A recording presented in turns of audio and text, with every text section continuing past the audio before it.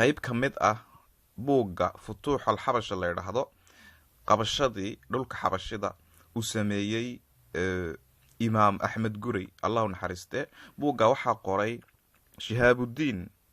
shihaabudiin axmed cabdulqaadir saalim cismaan al-jiisaani fiqi carab ku magac dheer markaa buugga waxaa turjumay aadan xasan aadan belelo iyo maxamed cabdilaahi riiraash oo aqoon-yahano reer jabuuti ah buugga af soomaali buu ku qoran yahay waxaanad ka heli karaysaa victor hugo xarunta buugaga jabuuti halkaa baad ka iibsan karaysaa. waxaan doonayay inaan idinla qaybtamo imaamka axmed gurey oo boqorka xabashida waraaq u qoraya. dad baa soo wariyey siduu buuggan u qoray shihaabudiin fiqi carab uu qoray. waa buug la qoray qarnigii 16aad sidaad u ogtihiin oo ku saabsan dagaaladii ka dhacay xabashida iyo muslimiinta soomaalida iyo muslimiinta kale dadka kaleba hadday cafurta yihiin iyo hadday kuwo kaleba yihiin carabba yihiin. markaa waan bilaabayaa dhagaysi wacan. imaamkii oo boqorka xabashida waraaq u qoraya. cinwaanku waa kaas. wariyihii allaha weyn ha u naxariistee waxa uu yidhi goobtii shimbiro kore iyo duulimaadyadii kale oo dhan ayaan u soo joogay oo aan imaamka la socday. marka wariyaha hadlaya waxa weeyaan waa shihaabudiin odayga qore weeyaan oo raaciyay dagaal walba oo uu ka qaybgalaya dagaal walba oo dhaca uu imaamku ku qaado xabashida iyo qolooyinka kaleba. waan sii wadayaa. kolla ma aanan arag buu yidhi fardo iyo baqlo la qurxa fardaha sarri iyo baqlaheega oo la fara ah. kolka aan u noqonno dhankii maxaabiista badriiqi asiir isaga qoorta ayaa loo dheereeyey. badriiq markaad aragtiin waa kuwo ka mid a nasaarada xabashida ka mid ah. badriiq shootalayna sidaa ayaa laga yeelay. ninka la idhaahdo badriiq kifle 30 wiqiyadood oo dahab ah ayuu isku furtay. giyorgis 2 bilood ayuu xidhnaa. intaa dabadeedna xadhiggii buu habeen iska furay. dhanka gobolka gojaam ayuuna u fakaday. nin gaalada ka mid ahaabaa si dilay. gaalada markaad maqashiin waa oromada oo qarnigii 16aad dhammaadkii kusoo duulay dhulka muslimiinta soomaalida iyo xabashidaba. gaala haddaad maqashiin waa qolada oromada iminka la idhaahdo. waan sii wadayaa. badriiqi ay giyorgis ay walaalo ahaayeen isaga imaamka ayaa xurriyad ugu deeqay. boqorkii xabashidana waraaq ayuu ugu dhiibay isagoo oo ku leh hadda dhaqaaq oo warqadan qaad jawaabteedana ii soo celi. markaas ayuu qoray. waa dhambaalkii axmed gurey uu qoray boqorka xabashida ayaan akhrinaynaa iminka. bismillaahi raxmaani raxiim. ilaahay ayaa keligii mahad leh. nabadgelyo iyo naxariis ha u sugnaadaan nebi maxamed sala allahu calayhi wasalam ee aanu nebi ka dambeeyo jirin. fariin ka socota imaam axmed ibraahim alqaasi kuna socota boqorka xabashida. intaa kadib nabad waxaa iskale ninkii hanuunka raaca ee addeeca boqorka sare. haddii uu dhambaalkaygaasi ku soo gaadho ii soo dir 2 maxbuus ee uu qaatay badriiqi fanuu'iil oo uu midkood yahay abubakar muslim ka kalena yahay jallaati. kolkaa aad ii soo dirto aniguna badriiqyada xidhan ayaan kuu soo dayn, kuwaas oo kale ah georgis, kifle, nasar oo ahaa ninkii xukumayey marjaay iyo shootalaay. halkaas waa 4, saaxiibadayna waa 2. halkaas waa 4 buu yidhi, saaxiibadayna waa 2.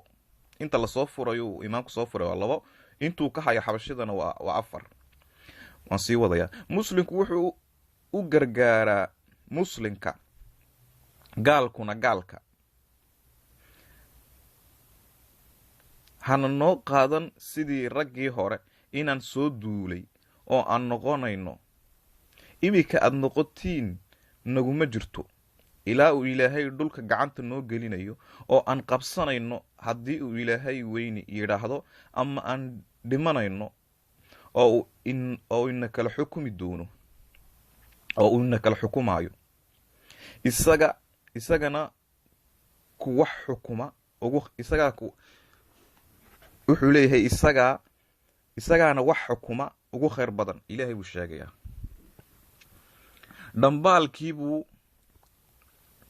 dhambaalkiibuu duubay oo uu u dhiibay badriiqi ay walaalo ahaayeen georgis xidhnaa. inuu dhambaalka boqorka xabashida gacanta kaga rido ayuu ku amray. dhambaalkiibuu qaaday oo uu geeyey boqorkii xabashida, wuu akhriyey oo uu eegay, wuxuuna ka ogaaday sheekadii raggii maxaabiista ahaa, arrinta cashuurta jisya, iyo arrimo ku saabsan islaamka. 3 arrimood buu imaamku ku kala dooransiiyey dhambaalkiisa. isaguna wuu gaaloobay, wuu marmaray buu yidhi. 3 arrimood buu imaamku ku kala dooransiiyey dhambaalkiisa. isaguna wuu gaaloobay, wuu marmaray, wuu qooqay, oo kibir buu cirka isla tegay. waxaa la sheegaa ninkii xabashiga ee gaalka ahaa, wejigiisii bay cadhadu qarisay, taajkii buu madaxiisa ka tuuray, amar buu ku baxshay inaa 2 nin loogu yeedho, oo dhegta ayuu dhiigga u daray. allaha u naxariistee imaamkiina wax jawaab ah uma soo celin. marka arrintaas saad ku arkaysaan, boqorka xabashida uu kibiro, uu cadhooday. 2 muslimiin ee uu boqorku ka lahaa, imaamku ka lahaa, iisoo sii daayana boqorkii xabashida ayaa dilay. amar buu ku baxshay, waa kuu leeyahay, inaa 2 nin loogu yeedho, oo dhegta ayuu dhiigga u daray. allahu naxariistee imaamkiina wax jawaab ah uma soo celin. wax jawaab ahna looma soo celin imaamkii dhambaalkaa diray. waan sii wadaynaa markaa qaybtan cutubkan ka mid ah qisada maad aragtay qarniga 16aad dagaalka ka dhacay xabashida iyo muslimiinta soomaalida iyo axmed gure imaamka u ahaa. wariyihii allaha weyne u naxariistee waxa uu yidhi, muslimiintii iyagu jameed bay ka socdeen oo qambooro ayay tegayeen. meeshaas oo dhul ah suuqa dawaaro, waa meel magaalooyinkan dhulkan Ethiopia xabashida oo magacdaas ma garanayno dhulkeena, waa dhulkaas weeyaan. dadka degan suuqa dawaaro na waa muslimiin, oo badriiqa suuqa dawaaro iskale ayay gibirka siiyaan. kolkii imaamku halkaas soo gaadhay ayay muslimiintu qamboora si weyn u soo dhaweeyeen oo ay sooriyeen. inta dabadeed imaamku waraaq buu u diray dhulkii muslimiinta, isaga oo ku hagaajinaya suldaan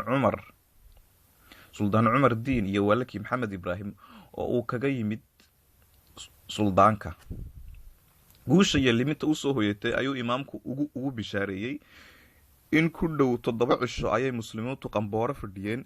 nimankii Soomaaliyeed kolkay boojimadii heleen ee ay tuusheen fardo, baqlo, lo, dameero, adoomo iyo dharba, ayay dhexdoodii tashadeen oo ay is yidhaahdeen, wax badan baynu boojinay, imikana waxaynu u tagaynaa imaamkii si aan uga idan qaadano oo uu inoogu fasaxo in aan dhulkeennii ku noqonno. hadduu taa inaga yeelo balo ma laha. hadduuse ina diido waan iska baxsanaynaa oo dhulkeennii baynu iska tegaynaa. sidaas bay idhaahdeen. rag malasay ahaana sidaa way ku raaceen. soomaalida ayaa istidhi haddii aan inagu noqonno in badan oo malaasay ahina way ina raacayaan. imaamka kolkaa dad yar uunbaa ku hari doona. halkaas ayay ku dhammaatay cutubkan.